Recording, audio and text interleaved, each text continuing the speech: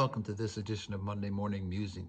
This is Steve, and I have been trying to set up the context for the beautiful little epistle, Philemon.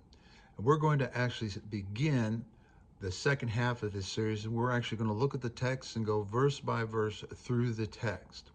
There is more practical gospel. There is more genuine Christian ethics. There's more insight into Paul's ethics in this little book than any other epistle in the New Testament, in my opinion.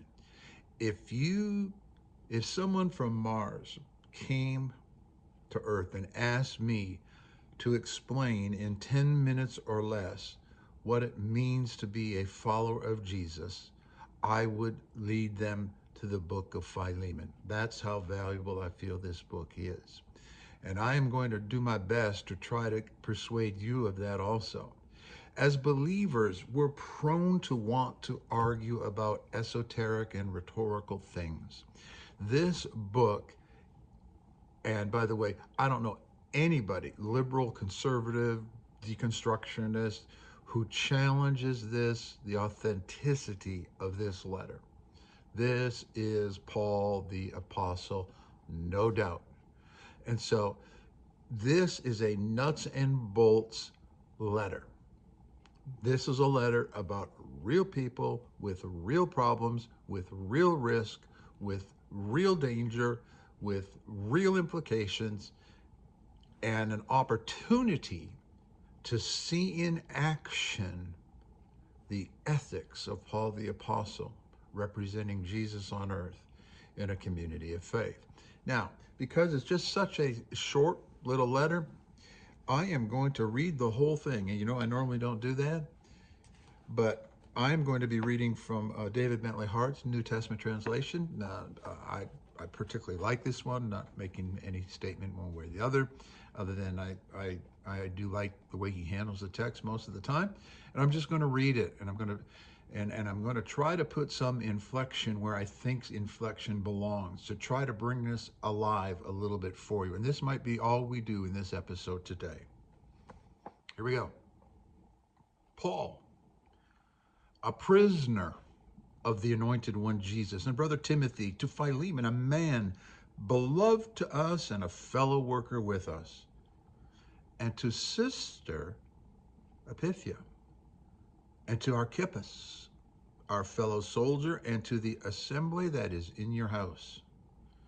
Grace and peace to you from God our Father and from Lord Jesus, the Anointed. That's a fairly standard Greco-Roman opening to a letter. I thank my God always, making mention of you in prayer, hearing of the love and faithfulness that you have toward the Lord. Now that seems rather obvious, but the rest of the letter is going to be, okay, it's one thing to say you love Jesus. Now what are you going to do about the brotherhood, about humans? Love and faithfulness that you have toward the Lord Jesus and toward all the holy ones, so that your communion in the faith might become effective by the full knowledge of every good thing that is in us for the anointed's sake. Ooh, we're going to spend some time on that verse. If you're an Augustinian Reformation-based believer who's been told there's no good thing in you.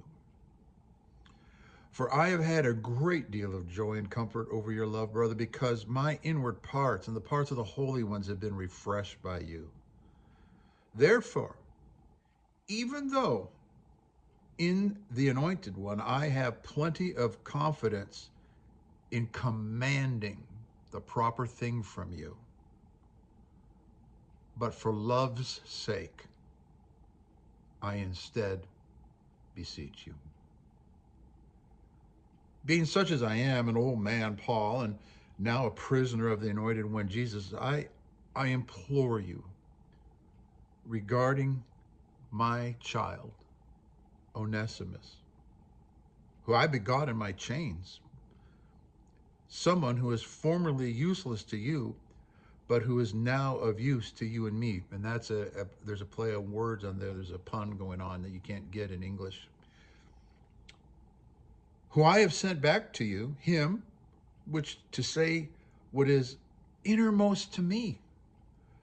I'd intended to keep him with myself so that he might on your behalf minister to me in the fetters, the chains of the good tidings.